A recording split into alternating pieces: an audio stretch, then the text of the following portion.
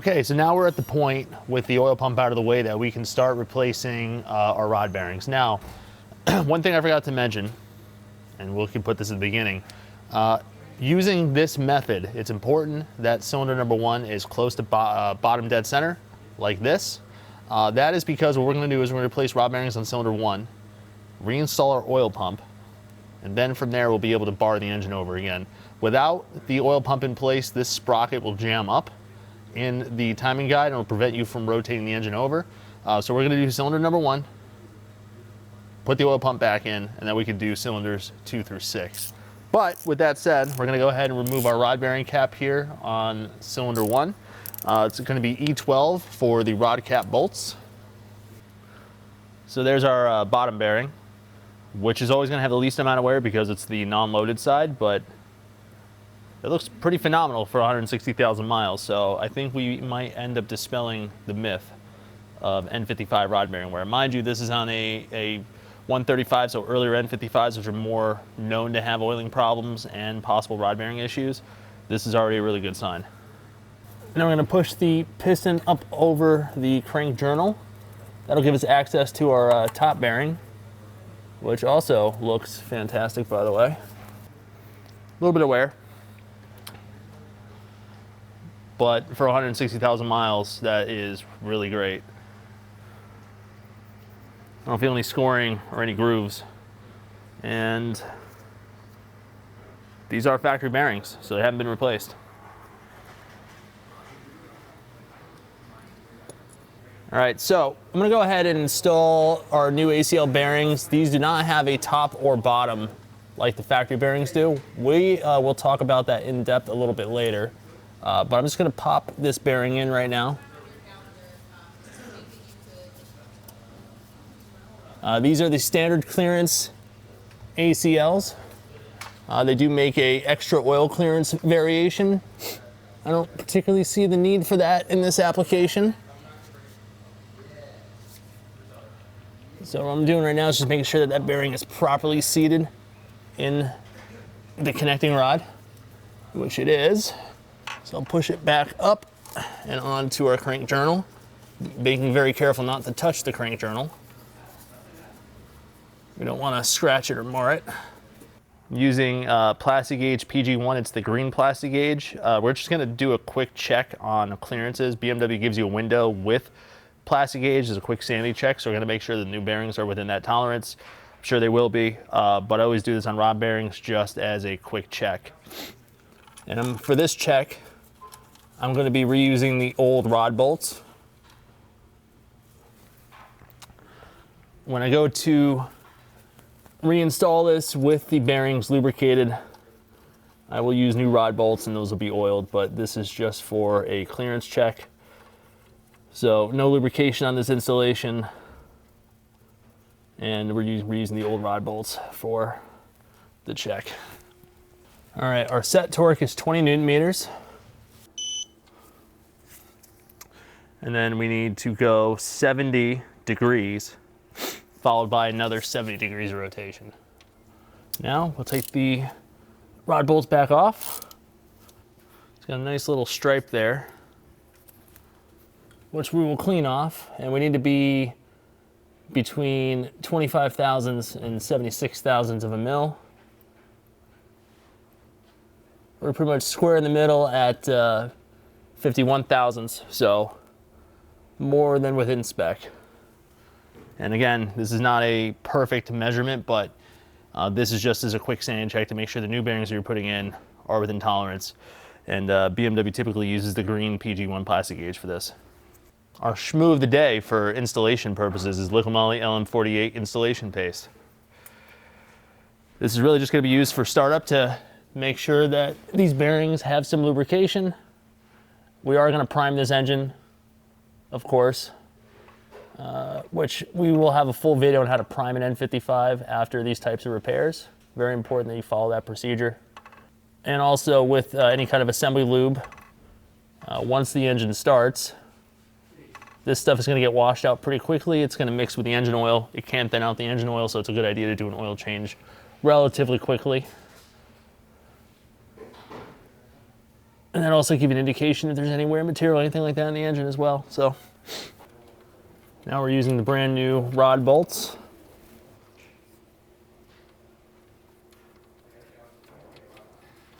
Now, one thing that BMW does mention is to wash the bolts, which is use some denatured alcohol for that. That removes any kind of oil or grease or contamination. And then BMW also wants you to oil the bolts, so I put a little bit of just engine oil on them. That's going to help act as lubrication and prevent any kind of galling or resistance when I'm torquing the bolts down.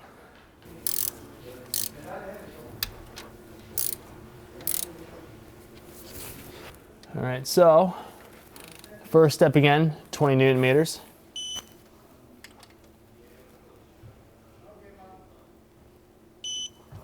Followed by 2 rotations of 70 degrees. Okay, so now that we have number 1 done, we're gonna reinstall the oil pump so that we can bar over the rest of the engine. I'll actually probably skip to number 6 after that, just to get that, since that is already bottom dead center, and then we'll skip around between which cylinders at which point. So next step, get the oil pump back in.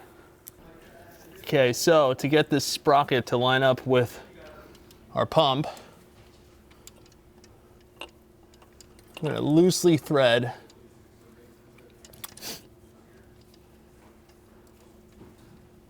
the oil pump sprocket bolt in. This is a new one.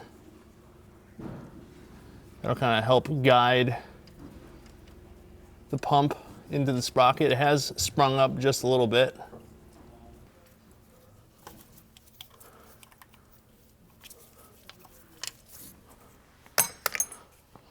Woo!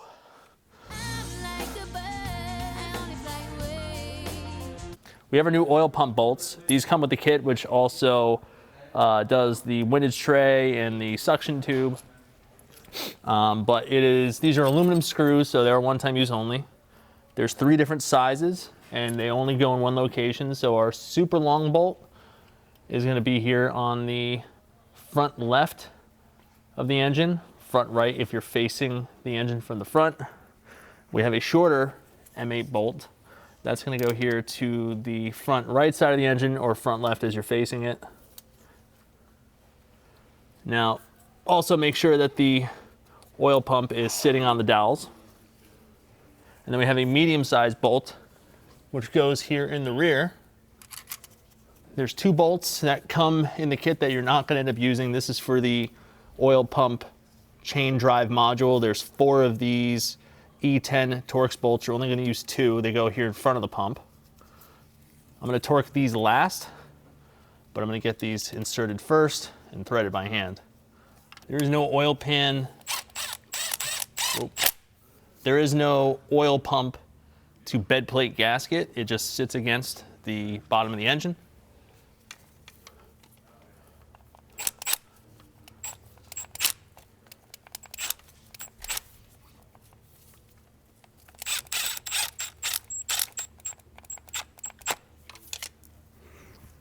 Torque spec on our oil pump to bed plate bolts is 10 Newton meters plus 180 degrees of rotation. We'll start with the 10 Newton meters, and then we will go around and do the torque angle.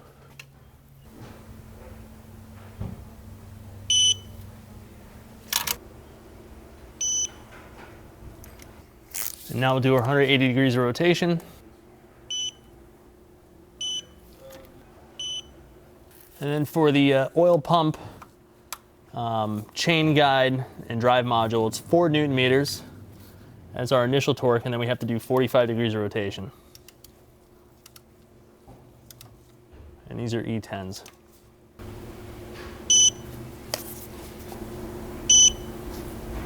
Next we'll do our oil pump sprocket, which is 20 Newton meters plus 45 degrees.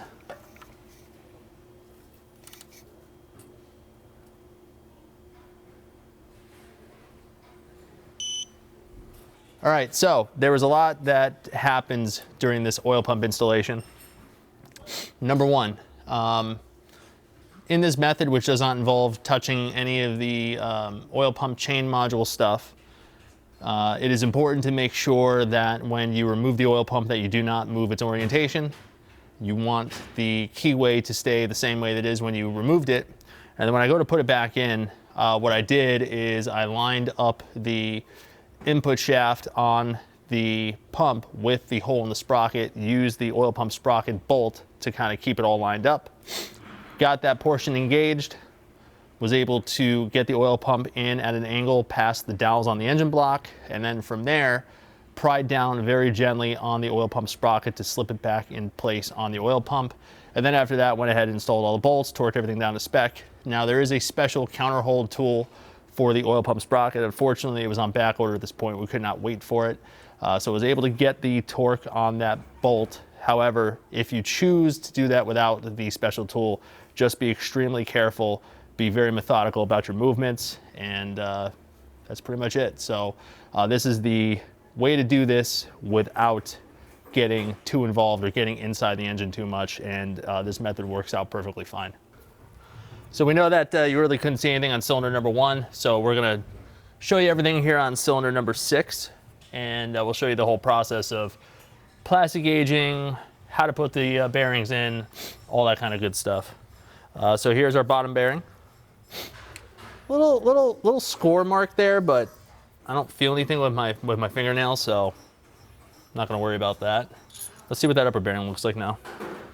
We'll just push the connecting rod off, make sure it clears the rod journal, and then we'll pull the piston down a skosh. I'll pop the bearing out, and that upper bearing looks pretty good. Similar scoring as the bottom, but very little wear, which is, we're looking good. Okay, so on the plastic gauge check, we're not going to use any kind of assembly lube. What we will do is install the bearings dry. We've already cleaned our crank journal with a lint-free shop towel. I'll install the upper bearing and the lower bearing without lube, put a piece of plastic gauge in here, and then we'll take a measurement.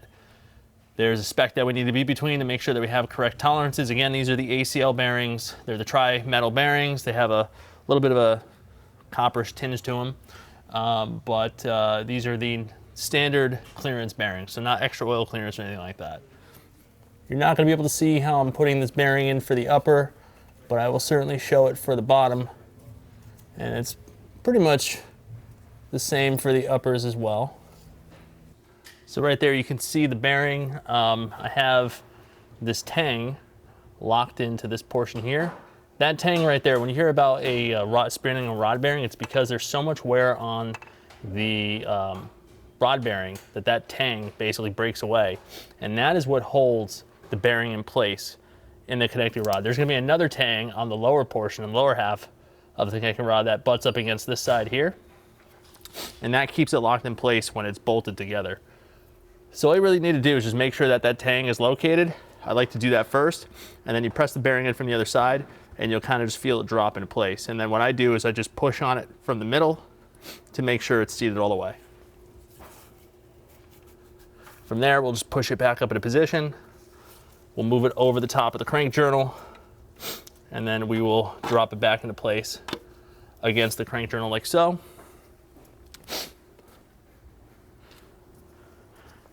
And now with the small end of the connecting rod here, I'll show you what I was doing on that upper portion. So what I do on these bearings is I make sure that that tang is located like so.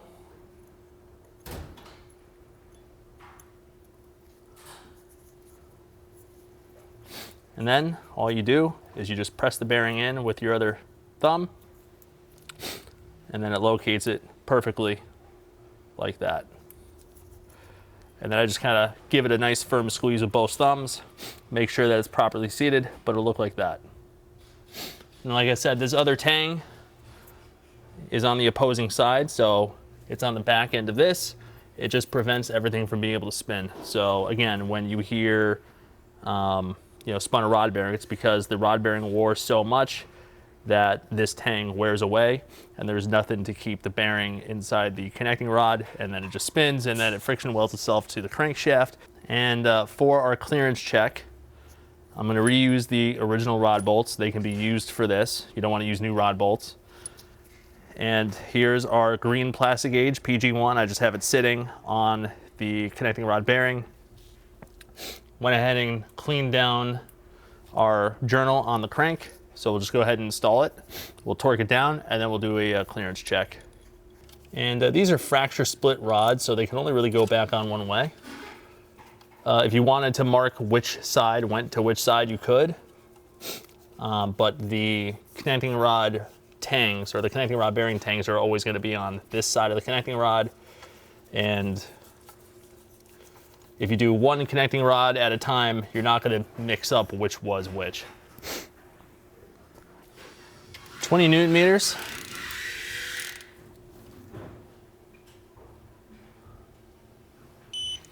And then that's followed by 2 rotations of 70 degrees. All right, there is our plastic gauge. I'll go ahead and get the gauge, which comes with the plastic gauge, to make that measurement.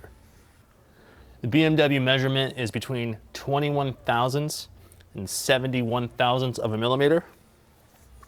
Our gauge range here is from 25 to 76 thousandths.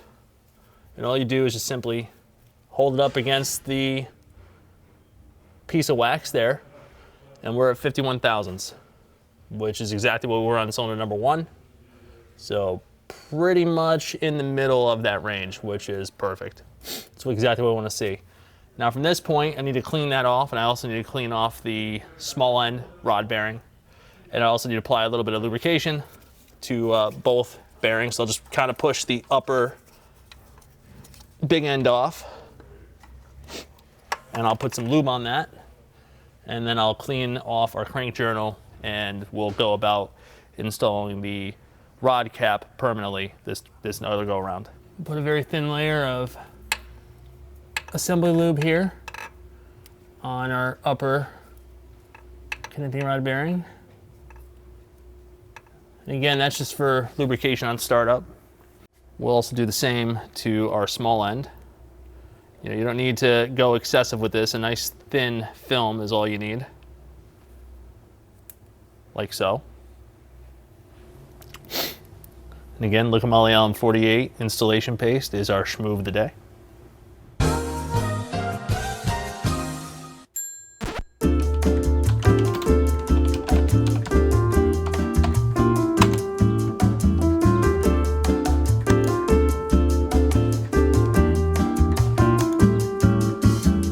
We cleaned our rod bolts. I used denatured alcohol, and then I've also put oil on them. Depending on which connecting rod hardware you're choosing to use, whether it be ARP or some other source, always follow the instructions of the recommended lube that you should use, and then obviously follow the recommended torquing specifications. 20 Newton meters is our first step in our torque procedure. Followed by 2 rotations of 70 degrees.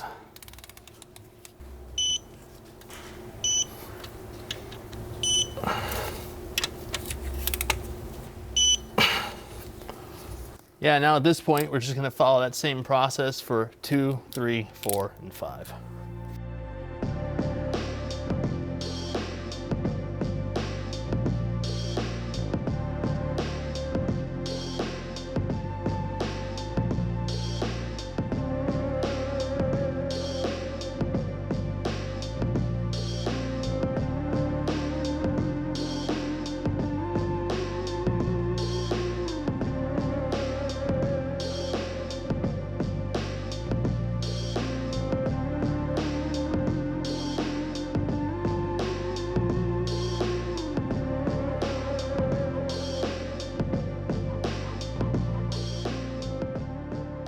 All right, so we're at the point now where we can start buttoning up the rest of the engine. We are replacing the windage tray and oil pump pickup. Really don't think it's a good idea to put one of these back in since it is plastic. If you choose to reuse yours, put a new O-ring on it. Those are available separately. But for peace of mind, to have gone this far, invested this much, I don't know why we'd rely on a 10-year-old piece of plastic. Just using some residual oil from inside the engine, donated graciously by the oil pump here to lubricate the O-ring. And basically we're just going to slide this into place. Heard it click. We got some of our new windage tray bolts. Gonna thread these in just to hold it in position. Torque spec on our windage tray bolts is 4 Newton meters plus 90 degrees. I'll just do the set torque first, and then we'll do the torque angle after. And for what it's worth, you will have some leftover bolts out of the kit because this kit applies to other engines than just the N52, which have different quantities of bolts. So if you notice on an N55 you have some leftovers, that's okay.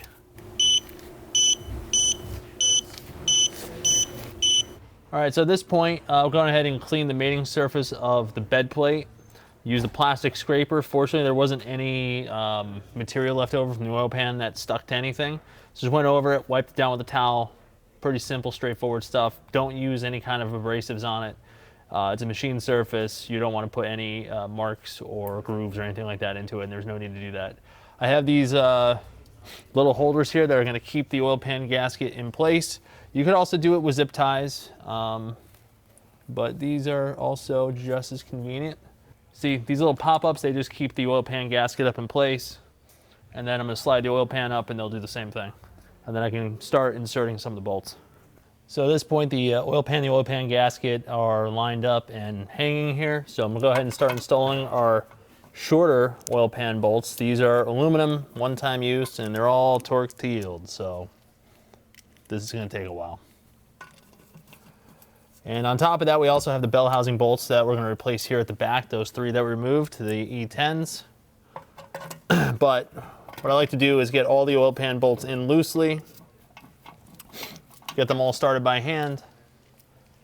Obviously make sure that they're all the correct size bolts. And then from there, we will start torquing them down. There is no torquing sequence for this oil pan gasket, so we can just work around the perimeter. All right, so now that we have all of the oil pan bolts installed and also our bell housing bolts, I'm gonna torque the oil pan bolts down first. It's 8 Newton meters plus 180 degrees of rotation. So what I'm gonna do is 8 Newton meters around the perimeter, starting with this back corner, and then I'll do 180 degrees on the second pass. Now that we've gone around the perimeter and tightened all of our oil pan bolts down, we're now going to do the 3 bell housing bolts. It's E10 and 19 Newton meters.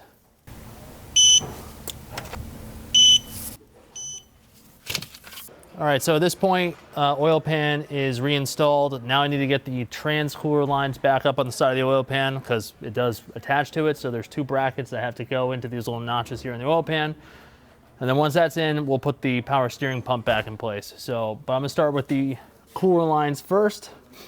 In this case, in the front of the engine, you just have to slide it up into position and then tighten down the nut. That will also aid us in getting the one in the back done. And it's a 10 millimeter nut. If you want to torque it, 10 Newton meters would be perfectly fine. And you know what, while we're back here, let's plug in our oil level sensor. Okay, now we're gonna go ahead and put our power steering pump back up in position. There's 2 holes in the front of the oil pan and then there's 1 on the side. I'm gonna go ahead and just get these started by hand.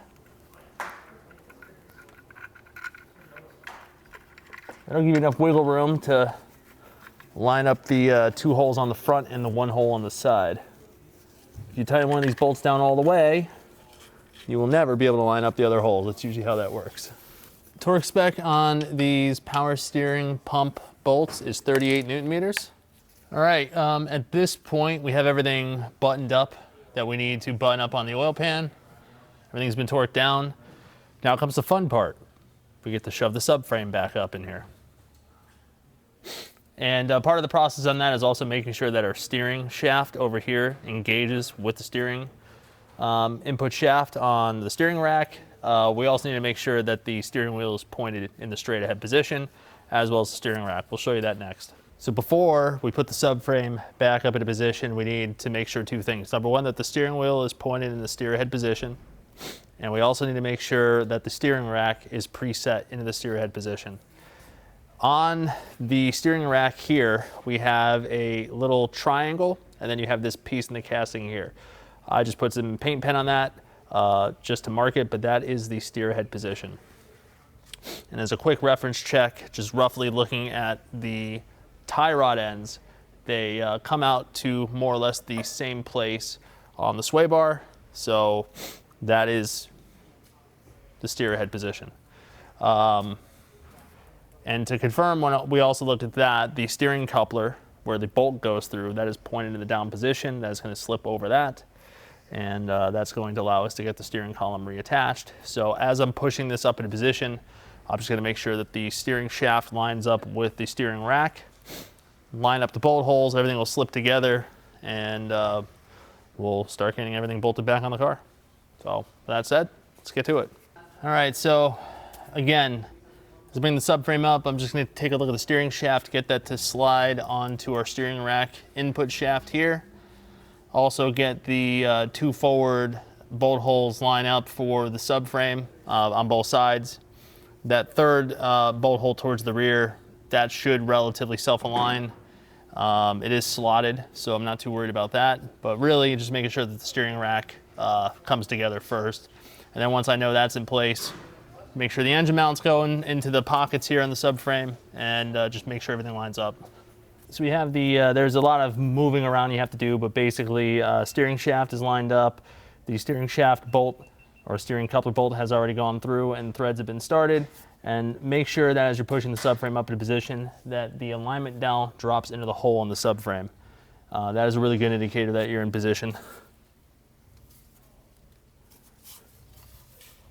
And obviously make sure it's the same way for both sides.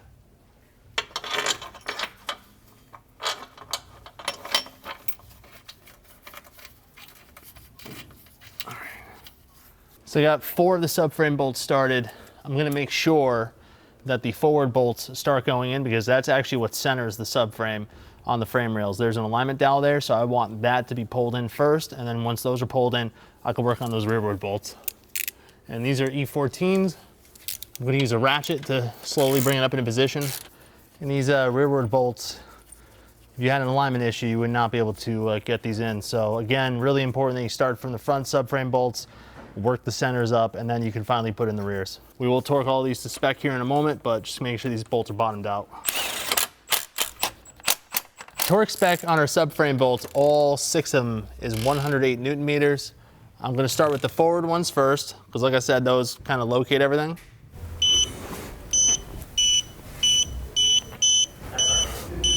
Next up, we'll put the engine mount bolts in. Torque spec for the engine mounts to the subframe, 13 millimeter drive, 28 Newton meters.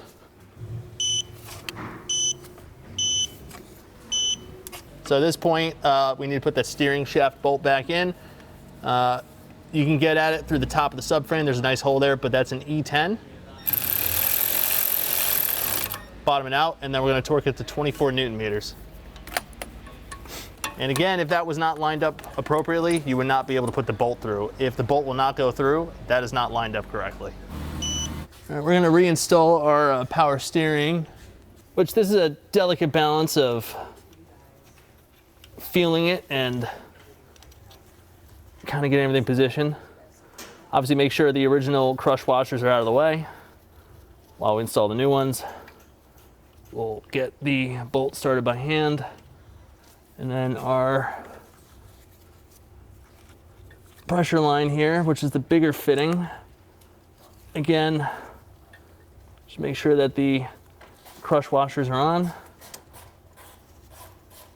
And there are none of the original ones, and we'll get that started by hand as well. So there's 2 different torque specs to these banjo bolts. The 19 millimeters, 30 Newton meters. The 22 millimeters, 35 Newton meters.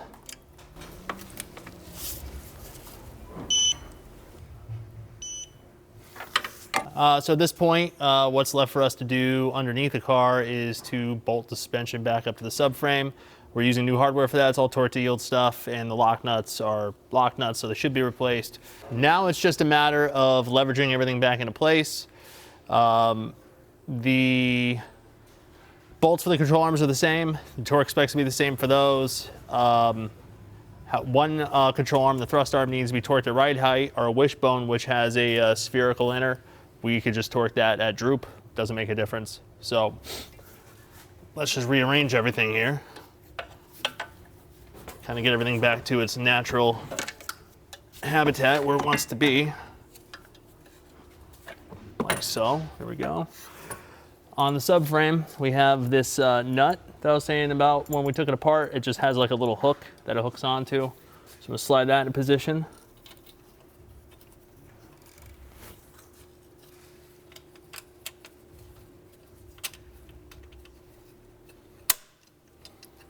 Nice satisfying click.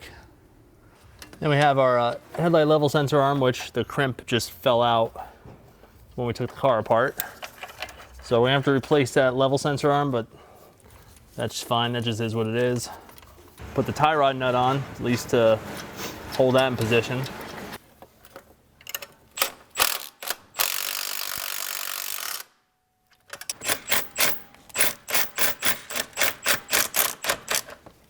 Both the control arm bolts are the same. They're class 8.8, which means it's 68 newton meters plus 90. I'm gonna go ahead and tighten down the ball joint nut for the tie rod end. It's a 21 millimeter nut and a 4 millimeter counter hold. Torque spec on the tie rod nut is 165 newton meters. Very awkward torquing position. Have a brand new lock nut on our sway bar end link here. It's a 16 millimeter nut. And the torque spec will be 58 newton meters.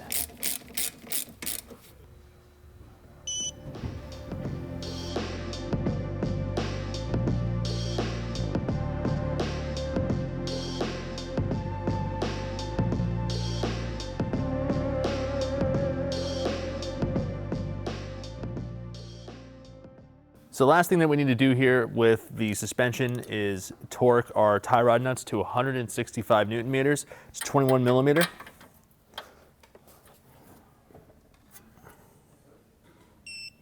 Okay, so now we're back up top. You'll notice that the engine support brace is no longer here. Well, it doesn't need to be because the subframe is back in with the engine mounts and everything else that is supporting the engine from underneath. So went ahead and removed that. Again, depending on which support method you're using, whether it's a 2-point brace, a 3-point, a 4-point, whatever, that installation is going to be totally dependent upon whatever method you're using to keep the engine supported. With that said, we're now at the point where we need to put the serpentine belt back in, put the fan back in, and then we also need to put oil in the engine so that we can prime it. So I'm gonna go ahead and put our serpentine belt in first. I'm gonna put a photo of the belt routing up here on the screen so you can see what that is. Of course, before you got to this point, you could always take a photo or draw your own diagram of what this looks like, but here's an image to show you what that looks like, since you're not gonna be able to see how I'm routing it anyway.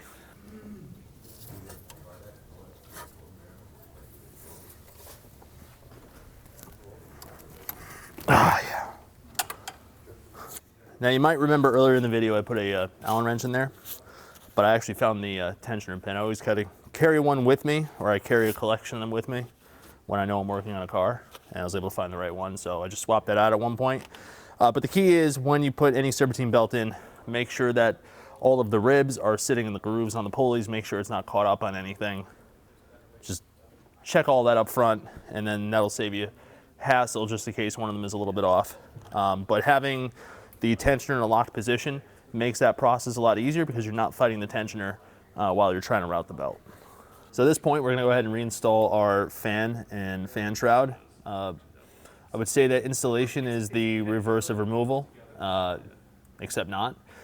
We just really need to make sure it's not catching anything on the way down or pushing anything. Most notably, you need to make sure that the trans cooler below does not get pushed down because it is held onto the radiator by a plastic connector on the hose, and we don't want to break that. So just being really diligent about our movements here and getting this thing down into position. Of course, the AC hoses are in the way because they just are. The only thing helping us now is gravity. We're going to reinstall that 10 millimeter screw, which secures the fan to the radiator. Like I said, this is an aftermarket radiator, so that's not what would traditionally be holding this in place, but that's what is used to hold this radiator in place. We also need to go back down below to re-secure the transmission cooler to the fan shroud. One thing to note, the connection at the radiator, which is a quick disconnect fitting, if it moves side to side, it might drip a little bit of coolant. If you see that happening, don't worry about that too much. As long as it's seated squarely, it won't leak, which that's in a normal situation. Like I said, we're just gonna tighten that 10mm screw down. We'll take our expansion tank hose next, clip it back to our fan shroud like so, and then we'll take our electrical connector and plug it into the fan shroud. Might just zip tie the wiring harness up over here afterwards. There's some indication that's the way it should be. So we'll zip tie that afterwards. It's not a big deal. I'm gonna lift the car up now, and I'm going to re-secure that transmission cooler to the fan shroud. All right, now we need to re-secure our trans cooler to the fan shroud. Now you notice that the fan shroud does not meet this aftermarket intercooler. And part of that is because this thing has been spaced down substantially. Not sure why that is, but that's going to be something that we're going to address after the fact. So anybody watching this video who's like, that's a problem, yes, I'm aware. And yes, I'm going to see if I can fix that. But for the sake of this video, we're just going to re-secure our trans cooler back to the fan shroud. And that is a T25 screw, BTW. So at this point, we're gonna go ahead and put oil in the engine. I already put a brand new oil filter in when we first drained the oil, so that's all set to go. The drain plug on the oil pan was already torqued. We did that after we drained the oil. So really at this point, it's sort of like an oil change, except not really, because after we put oil in this, where we are right now in this process, we're going to prime the engine before we start it. That is a very critical procedure on the N55. Now, while BMW doesn't have a service bulletin that points to the N55 specifically needing this procedure done, that priming procedure came due to N55s failing after oil filter housing gasket replacements, vinyl sprocket replacements, oil pan gasket replacements, oil pump replacements, pretty much anything that involved opening up the oiling system at a major level. So in this case, since we replaced the rod bearings, the crankshaft itself has oil passages through it. We've completely removed all the connecting rods, put new bearings in. We also removed the oil pump. Oil pan came off. So in this case, we did a pretty intrusive repair on this engine. It's gonna be super critical to make sure that we prime this engine, make sure it has oil pressure before we start it. That way, this engine has every chance at living another 160,000 miles, which is what we want. So, with that said, we're gonna fill it with oil. And then we're not going to show you the prime procedure in this video, but we will have a video linked, a little card that you can click that talks about what that process is. It's very simple. It's one extra step to make sure that you don't have a problem later on.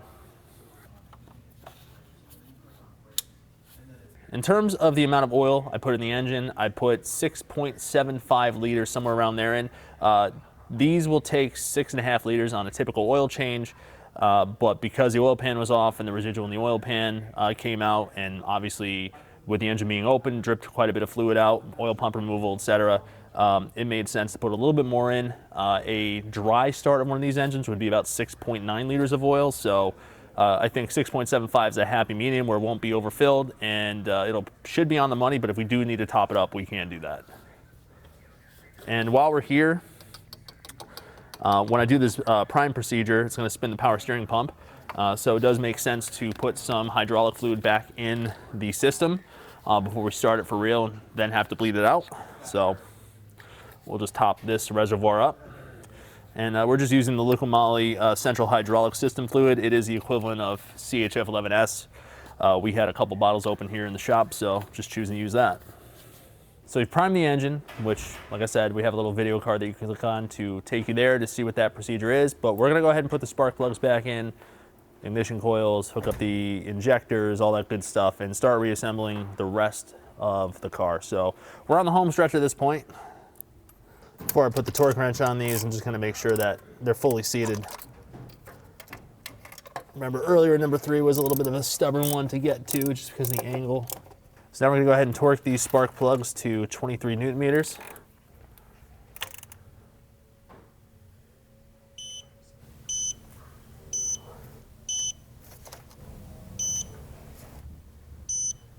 All right, so at this point, we will start plugging our injectors and our ignition coils back in. I'll do the injector first for the corresponding cylinder. Just want to hear a nice audible click. For our injectors, I like to push them down onto the spark plug first, then get the connector in. I like to push the connector in by hand so that the lock starts to drop down, close the gap, and then put our lock into place. Reason being is it is possible to close the lock without actually having the connector bottomed out. There we go.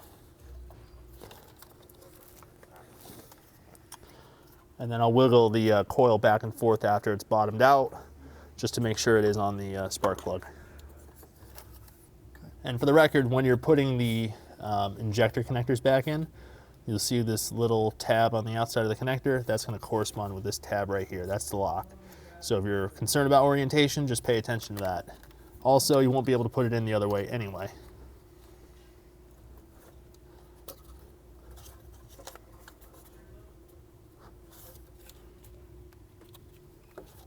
Also, some of these locks get kind of weak over time, so you can see that comes out very easily. Just make sure it's bottomed out, and then it shouldn't be a problem.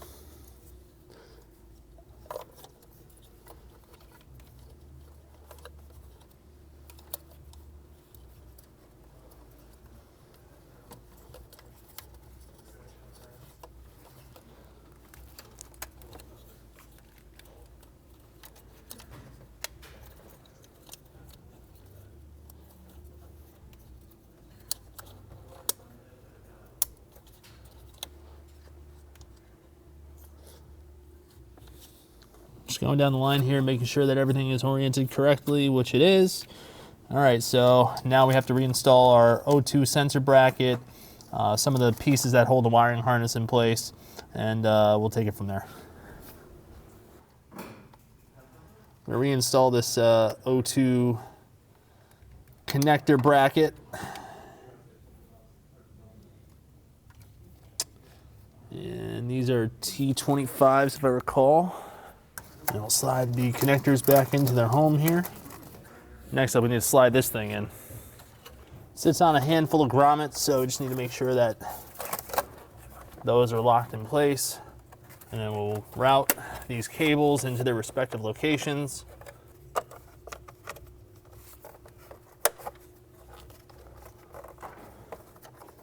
Now it's secured. Next up, we'll go ahead and reinstall our intake.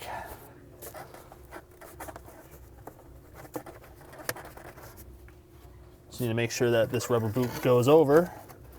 Since this car does have a mass airflow sensor, any kind of air leak is going to cause a lean condition.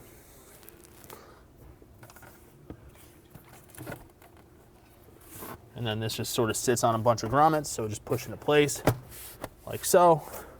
And then over here, we have a handful of wires. Also make sure your mass airflow sensor connector is not underneath anything. You want to be able to access that and plug it in. There we go. And then while we're over here, we'll slip these cables back onto their bracket, like so. So those are set. We will tighten down this hose clamp here. It's a 6mm. Plug our mass airflow sensor in, which we hear a nice little click when it goes. We have our fresh air intake right here, which goes in the front.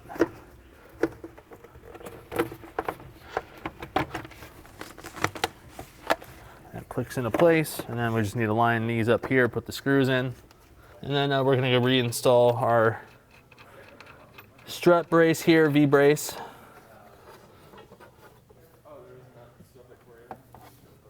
Just slide it through the little slot there.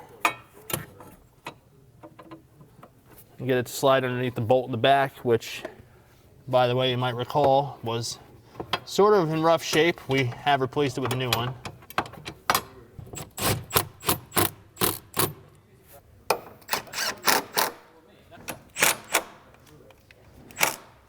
E18 at the firewall, 100 Newton meters plus 100 degrees of rotation. Very interesting specification. Unfortunately, because of the damage at that portion of the strut brace from earlier, that one screw that was already stripped out, never going to be able to torque that. No matter what we do, it doesn't really seem to want to get any tighter than what it already is. So we're going to leave that alone. Went through there with a thread chaser, the whole 9 yards is what it is. We'll torque these at the strut tower though. At least that's bottomed out now. It won't make any knocking noise. At the strut towers here, our first torque sequence is 40 Newton meters.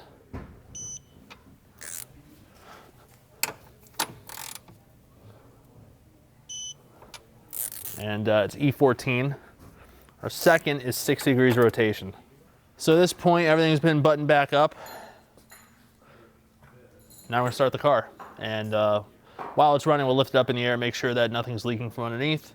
Also give us time to bleed out the power steering system, which at this point it's bled down quite a bit while sitting here. I'll turn the steering wheel back and forth, get fluid pumping through the steering rack and the power steering pump, and then we'll top off the power steering fluid after.